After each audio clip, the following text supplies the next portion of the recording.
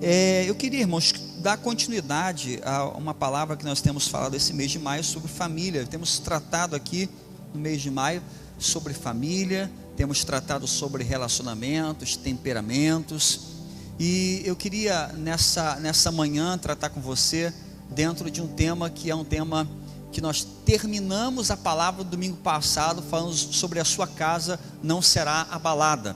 Se você edificar a sua casa sobre a rocha, se Jesus for o fundamento da sua casa, se Ele for a rocha em qual você fundamentar a sua vida, as crises virão, as tempestades chegarão, as dificuldades vão bater na sua casa, mas ela vai prevalecer. Você acredita nisso?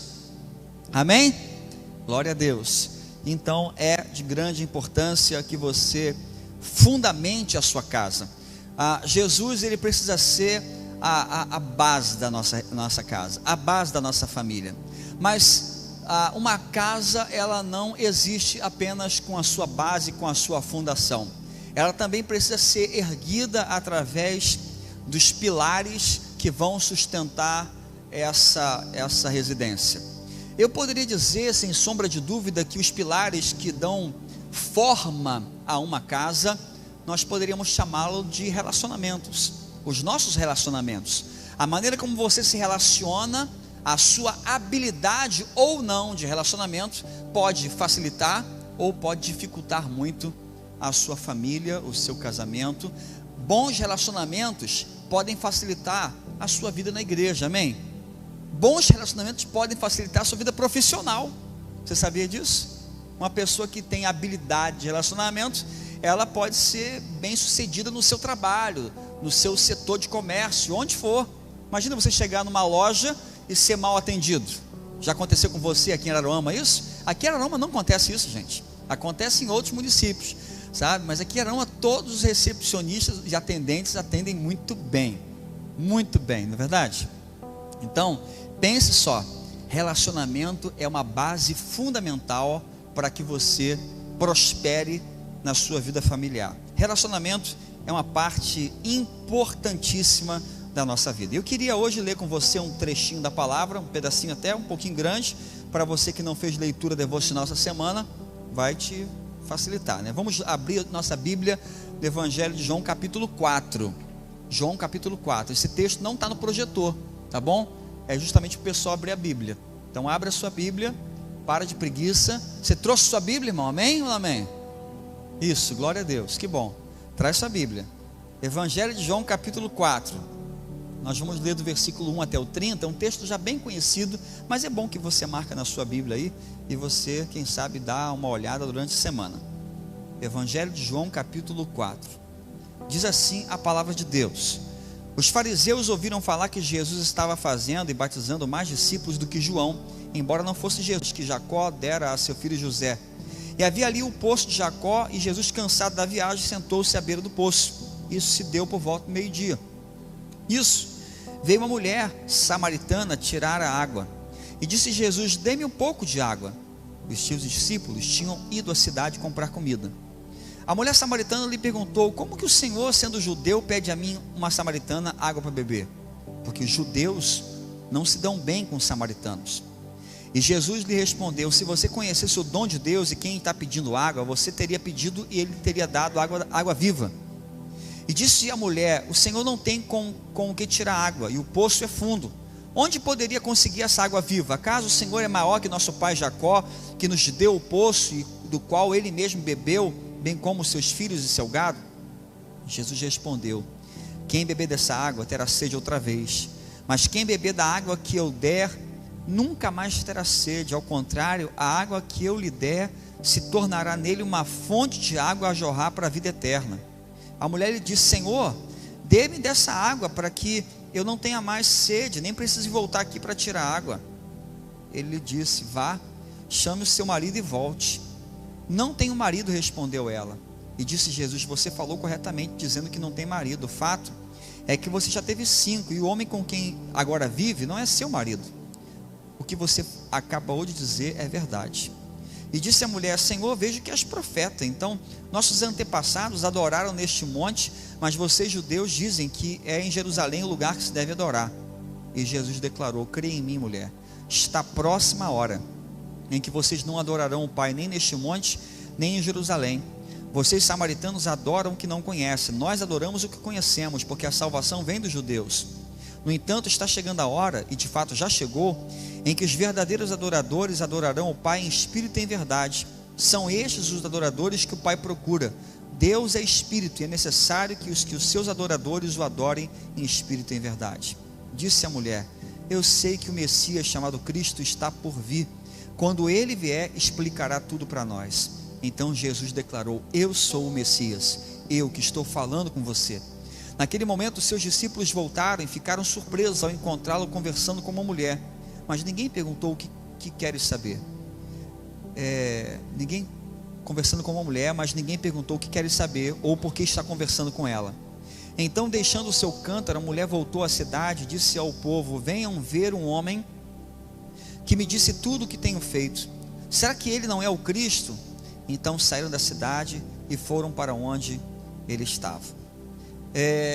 Relacionamentos. Esse texto ele é um texto interessante porque mostra a resposta, uma resposta dura, uma resposta agressiva a um convite amoroso.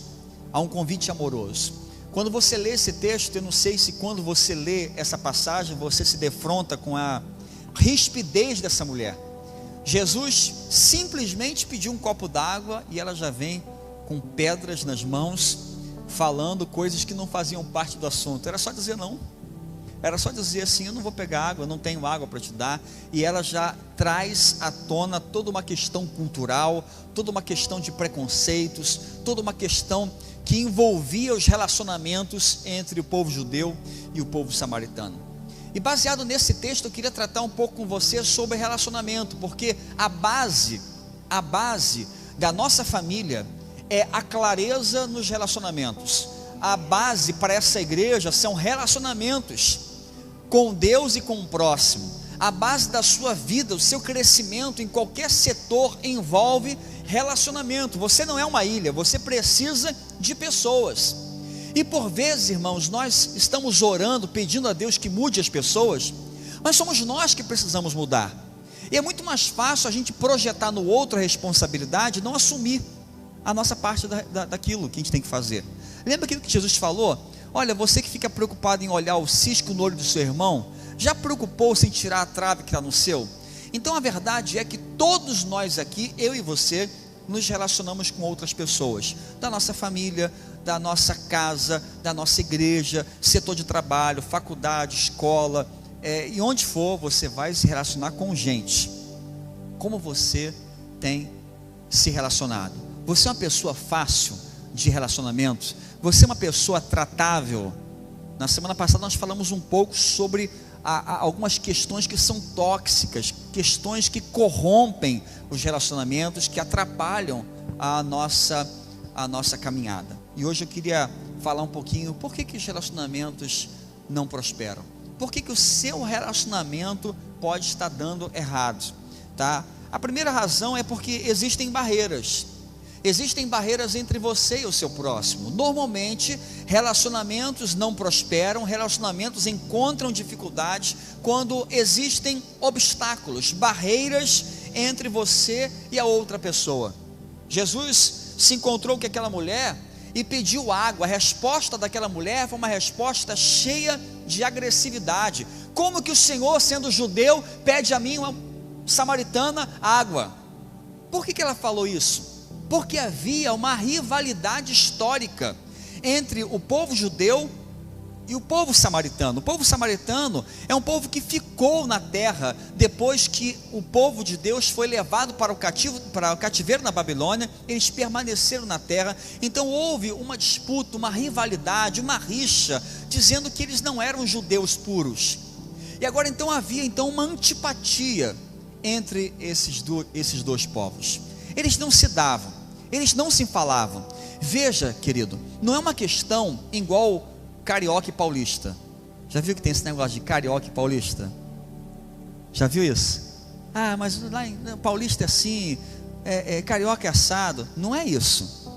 A rivalidade entre esses povos era tão grandiosa que, por exemplo, eu já li alguns livros, que não são livros evangélicos, livros seculares, que diziam o seguinte, livros de história, que quando por exemplo, um samaritano ou um judeu fosse comprar algo de um samaritano, nem colocar a mão no dinheiro, ele queria colocar porque achava que o judeu ou o samaritano eram impuros. Por exemplo, eu sou judeu, vou comprar do samaritano e vou pagar com a moeda. O samaritano não recebia moeda, ele colocava um balde com água para eu jogar a moeda dentro do balde, porque achava que era impuro mesmo. Então havia uma rivalidade muito séria. E Jesus senta no poço, chega aquela mulher samaritana, e Jesus já chega pedindo água. E ela então vem com uma resposta agressiva. A resposta dela é justamente a resposta que demonstra uma barreira na comunicação, uma inimizade, uma afronta, uma mágoa que se perpetuava no tempo. Querido, pare para pensar por um minuto. Por que às vezes aquilo que nós falamos para com o nosso semelhante, aquilo que nós queremos comunicar à pessoa que nós amamos, ou à pessoa da nossa família, não encontra eco no coração dessa pessoa? Não será talvez porque existe uma barreira de comunicação entre você e a outra pessoa? A Bíblia fala que Deus não nos ouve porque existe uma separação. Nossa oração às vezes não chega ao trono de Deus porque há uma barreira de separação entre nós e o nosso Deus, chamada pecado. Talvez uma mágoa, um ressentimento, uma ofensa, uma palavra maldita, ela seja uma barreira tão grande na sua relação para com o próximo, que tudo aquilo que a pessoa faz do lado de cá, não chega ao seu coração do lado de cá. Por quê? Porque existe uma barreira, algo que foi feito no passado, assim como aconteceu com essa mulher samaritana e Jesus queria comunicar o seu amor, queria comunicar a sua graça, mas não conseguiu chegar no coração. Chegou no ouvido dela, mas não chegou no coração, porque havia uma barreira, uma rivalidade, uma inimizade, uma afronta há muitos anos. Quais são as barreiras que hoje têm impedido você de ouvir as pessoas mais importantes da sua vida? É importante que você trate isso. Por que relacionamentos não prosperam? Porque existem barreiras. E enquanto você não tratar para demolir essa barreira, para desconstruir esse muro que foi levantado, talvez o seu relacionamento não prospere. Por vezes nós investimos mais odiando pessoas e acrescentando nas ofensas do que buscar de fato a resolução de um problema. Achei fantástica a frase do grande estadista Nelson Mandela. Ele disse o seguinte: ninguém nasce odiando outra pessoa. Ninguém nasce odiando uma outra pessoa pela cor da sua pele, por sua origem ou ainda por causa da sua religião. Para odiar, as pessoas precisam aprender.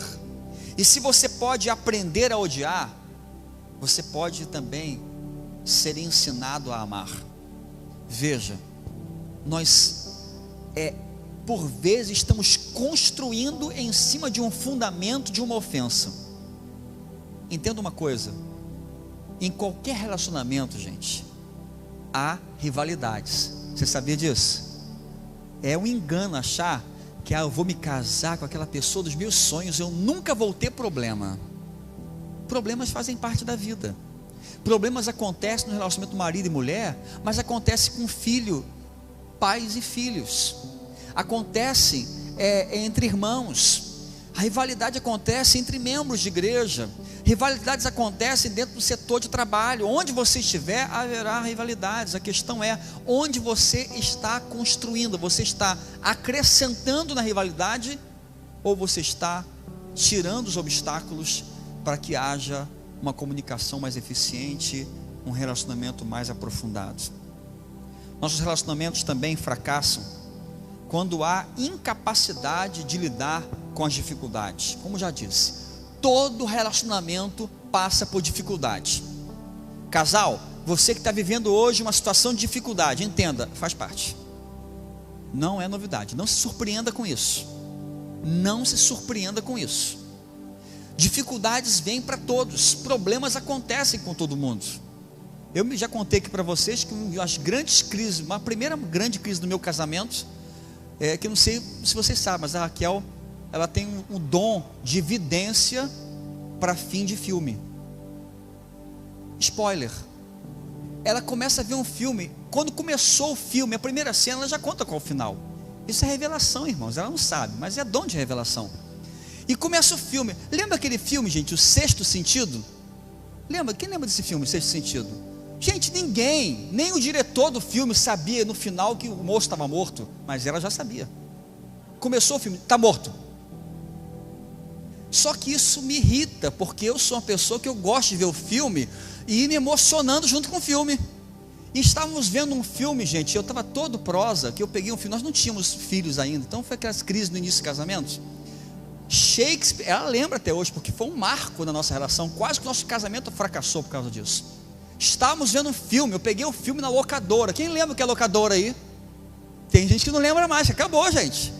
Lembra dessa época? A locadora, você vai pegar aquele fita que tem que rebobinar depois, que senão paga multa. Eu paguei muita multa.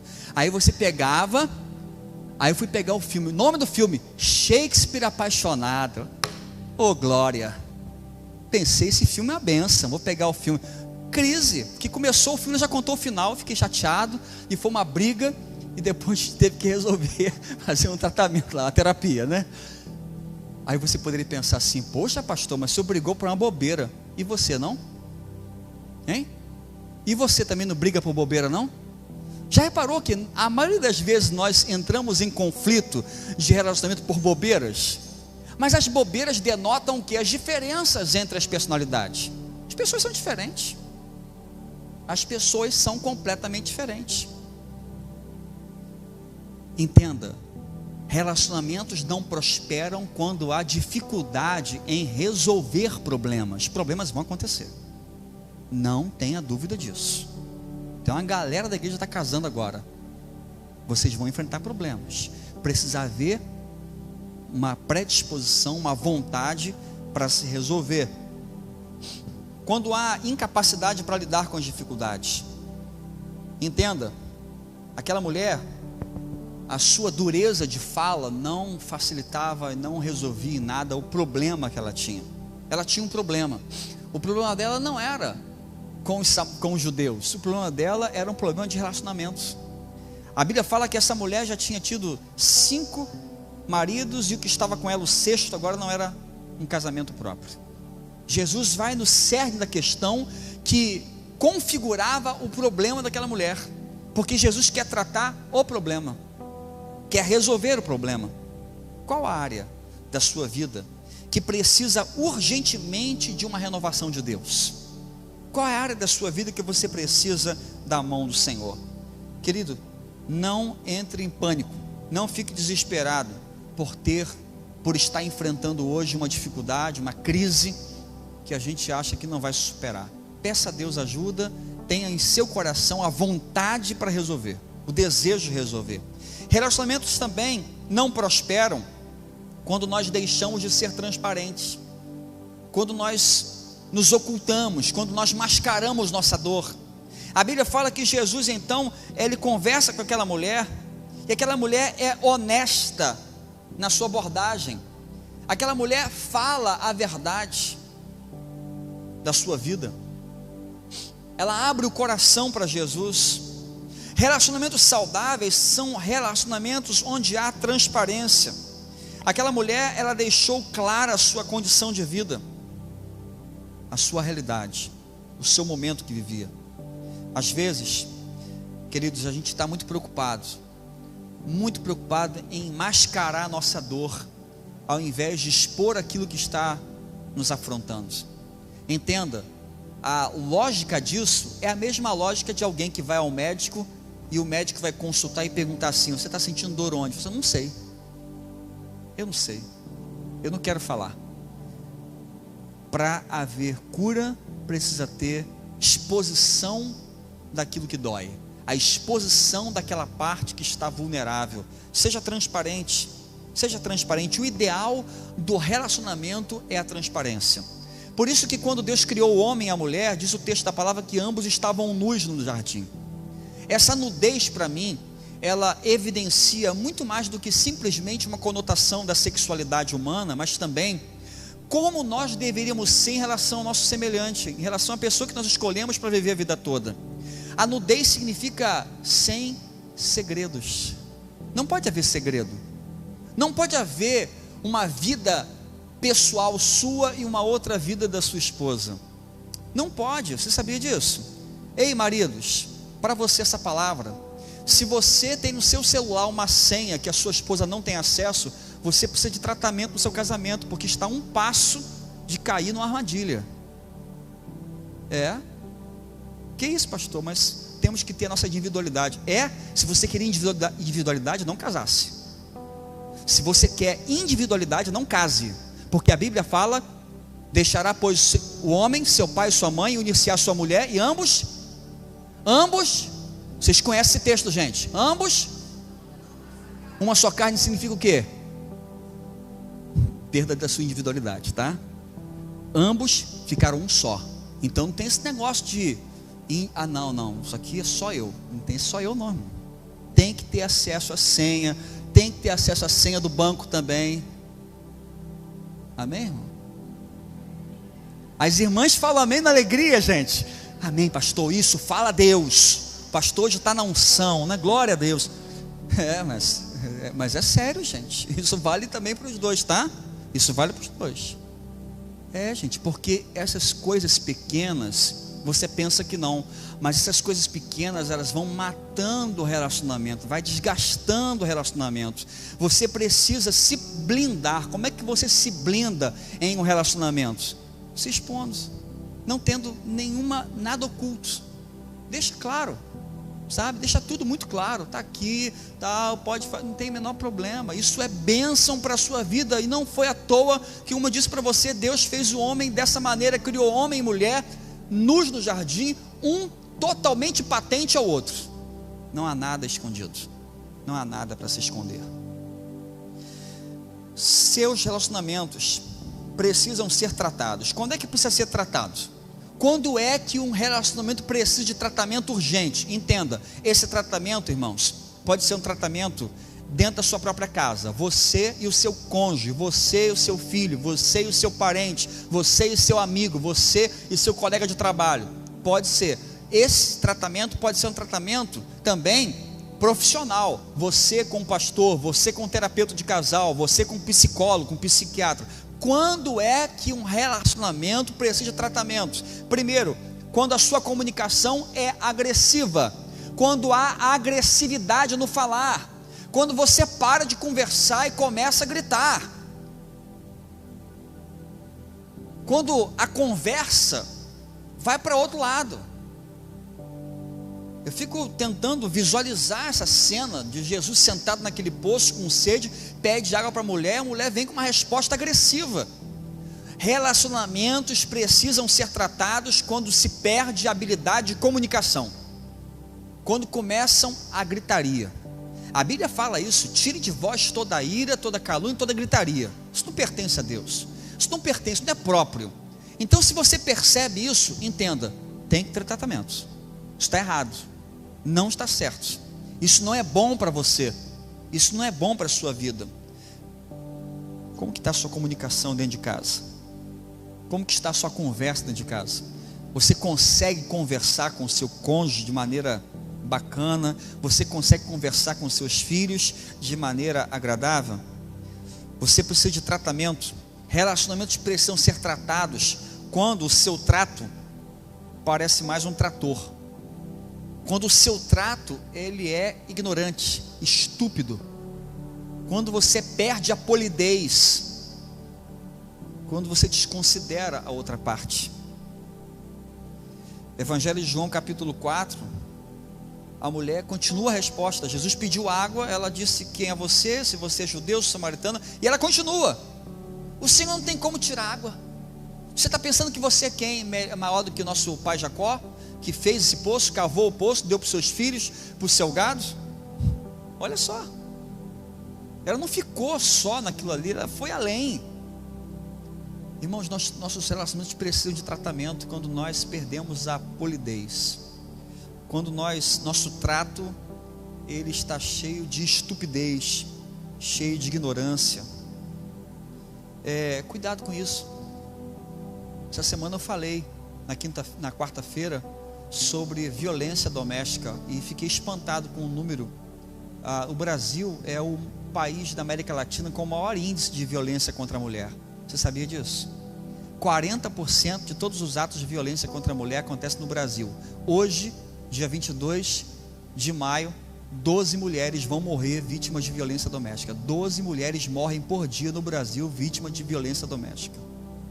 É sério isso. É sério.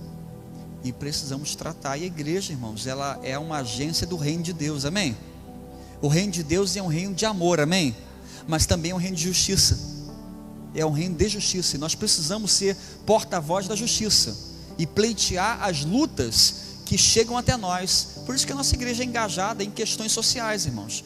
A gente não pode vir para a igreja cultuar a Deus, adorar a Deus, fechar o olho, levantar a mão e passar por ali, ver um monte de gente morrendo de fome, morador de rua, e fingir que não acontece, fingir que não existe em Araruama isso. Não podemos ser indiferentes às crianças que estão abandonadas na nossa cidade, muitas vezes não tem o que comer. A gente tem que responder para isso. Pastor, isso é competência da prefeitura. Não, é competência nossa. Para eles é uma obrigação, a obrigação do Estado. Para nós é uma ordenança divina. É uma ordenança divina, é muito mais sério. É muito mais sério.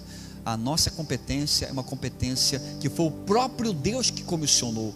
Irmãos, a nossa igreja e você também pode ser um promotor dessa justiça em sua casa, em seu relacionamento. Então tenha cuidado, tá? Saiba conversar, saiba dialogar, seja uma pessoa generosa em seus relacionamentos. Lembre-se, relacionamento precisa de manutenção, irmão. Relacionamento precisa de manutenção. Todo e qualquer relacionamento entra em processo de desgaste.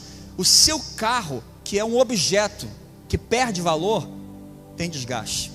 Relacionamentos que não são objetos, são as coisas mais preciosas da nossa vida, também precisam de tratamento, precisam de manutenção. Existem momentos que você tem que parar para tratar. E eu pergunto a você, esposa, que eu já falei bastante para o marido, agora para você, como é que tem sido a sua manutenção preventiva em relação à vida do seu esposo? Hein? Como é que você tem recepcionado ele depois de um dia de trabalho? Já chega lembrando? Você precisa ficar lembrando a cada 6 meses que ele não trocou aquela lâmpada? Todos 6 meses tem que fazer. Olha, tem 6 meses que eu falei para trocar essa lâmpada e você não troca, para furar aquela parede. Limpar o ventilador. Lá em casa, gente, tem uma opressão maligna que suja o ventilador. É coisa horrível, gente. Eu limpo e já está sujo de novo. E tem que lembrar, a cada 6 meses ela tem que me lembrar que tem que limpar o ventilador. Mas como é que você recepciona uma palavra de carinho, com algo inesperado, uma surpresa? Querido, a gente tem que ser mais bondoso para com o nosso próximo. Quero dizer para você que uma cara emburrada não vai acrescentar nada à sua vida, a não ser rugas mais cedo. Você sabia disso? Você sabia que para você enrugar a cara, fechar a cara, você contrai 72 músculos da face? E para sorrir são apenas 14? Então evite rugas, sorria mais. Faça isso, mesmo chateado. Você está sorrindo preventivamente para você, não ficar velho antes da hora, né? Então, você fecha a cara, fica de mau humor. E para que isso? Isso vai ajudar no quê? Em absolutamente nada. Relacionamentos precisam ser tratados quando a sua relação é opressiva, quando a sua relação causa opressão. Jesus não era preconceituoso, Jesus não era machista, mas Jesus precisou tratar com aquela mulher em algo muito importante da vida dela. Ele se aproximou dela, ousou aproximar-se daquela mulher, entrou em um diálogo muito sério, porque aquilo causava opressão na vida daquela mulher. Jesus fala justamente no ponto, no cerne da questão, para tratar algo opressivo no coração daquela mulher. Ela vivia em um ambiente de opressão. Ela vivia um círculo vicioso de relacionamentos disfuncionais, e iam de mal a pior. Querido, você precisa sair de tudo aquilo que é opressivo para você. Você precisa tratar. Entenda, quando eu falo sair, é tratar aquilo que oprime você, aquilo que rouba o seu sono. Se você está irado, não peque, mas não se ponha o sol sobre a sua ira. O que é isso? Sente, converse, não deixa para o dia seguinte não. Converse. Relacionamentos e feridas emocionais, elas obedecem ao mesmo princípio de uma ferida física. Deixar para tratar uma ferida amanhã é um risco muito grande de infecção. E existe muito disso. Não, deixa esfriar a cabeça depois de conversa. Esse depois de conversa nunca acontece, e isso vai promovendo o quê? A infecção dessa ferida no seu coração. Não permita que isso aconteça com você. Nossos relacionamentos podem ser abençoados, amém? E eu profetizo sobre a sua vida isso em nome de Jesus, que aqui em nossa igreja nós teremos casamentos abençoados, amém? Casados, relacionamentos abençoados, famílias abençoadas, filhos abençoados, profissionais abençoados, estudantes abençoados. Mas para tanto, querido, você precisa se dispor a ser essa bênção. E você tem um relacionamento restaurado, abençoado, quando você compartilha da sua humanidade, quando você se expõe, assim como Jesus se expôs àquela mulher. Jesus não precisava passar em Samaria, ele estava indo para Jerusalém. A rota dele não tinha nada a ver passar em Samaria, gente. Ele passou por lá porque precisava tratar daquela mulher, precisava comunicar aquela mulher. Se expõe a sentar naquele poço e receber uma palavra dura dela. Ele se humilhou, ele suportou para poder conduzir esta mulher a uma renovação. Compartilhe também a sua humanidade, mostre que você também é fraco, mostre que você também é pecador. Ei, entenda uma coisa, num casamento não existe uma parte só que é culpada, as culpas são divididas. As culpas são divididas também. Assuma a sua parte da responsabilidade. Não projete 100% da culpa para o outro. É uma excelente forma de você começar a resolução de um conflito. Se envolva nisso. Mostre a sua humanidade. Mostre que você não é perfeito. Mostre que você também é uma pessoa falha e que precisa de ajuda. Diga a verdade. Segundo, fale a verdade. Seja honesto. Honestidade acima de qualquer coisa. Seja honesto, assim como Jesus disse àquela mulher: o que você acabou de dizer é verdade. O que você acabou de dizer é verdade. Seja honesto, mesmo que a verdade seja algo difícil. Seja honesto com o seu próximo. Abra o coração. Se isso vai fazer bem, se isso vai proporcionar o crescimento no seu relacionamento, seja transparente para com o seu cônjuge, para com a sua família, para com a pessoa que você ama. E ame a Deus com intensidade. Ame ao seu próximo com intencionalidade. Seja intencional. Seja intencional em seu relacionamento. Queira fazer. Queira mudar. Queira surpreender. Queira resolver. Eu quero resolver, pastor. Eu vou fazer, eu não vou esperar acontecer. Ame a Deus com o seu coração, mas ame o seu próximo com a sua atitude. Ame com a sua atitude. Entenda, às vezes as pessoas precisam mais do que simplesmente nós amarmos com o coração. A gente precisa amar com atitude, com prática. Isso é muito importante. Às vezes a gente tem nosso coração, a gente ama de verdade a pessoa, mas está falhando na comunicação prática desse amor. Relacionamentos prosperam, relacionamentos são curados quando nós extrapolamos o amor que fica aqui dentro para ações concretas e práticas do lado de fora. Aquela mulher experimentou o amor de Jesus. Aquela mulher experimentou um amor livre de preconceitos, um amor que abraçou, um amor que não ficou no colateral, mas foi para o cerne da questão.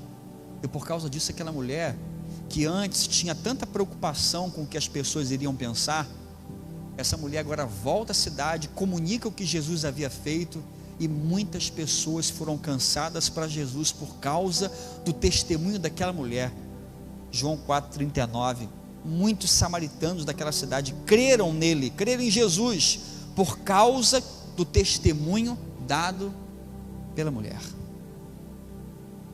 Ei, a sua família vai ganhar muitas famílias para Jesus.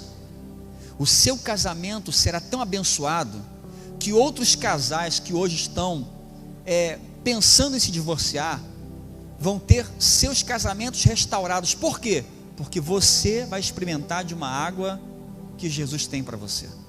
Você vai provar dessa água viva. Você tem Jesus em seu coração, amém? Quando nós temos Ele em nosso coração, não quer dizer que você não vai enfrentar problema. Problema você vai enfrentar, mas você tem aquele que vai te ajudar. Você tem aquele que vai te dar uma direção. Você tem aquele que vai te ajudar nos momentos mais difíceis da sua caminhada. Lute por aquilo que é valioso. A sua casa não será abalada se você tiver a Jesus como seu fundamento, amém? Jesus é o fundamento da sua casa, sim ou não? Amém?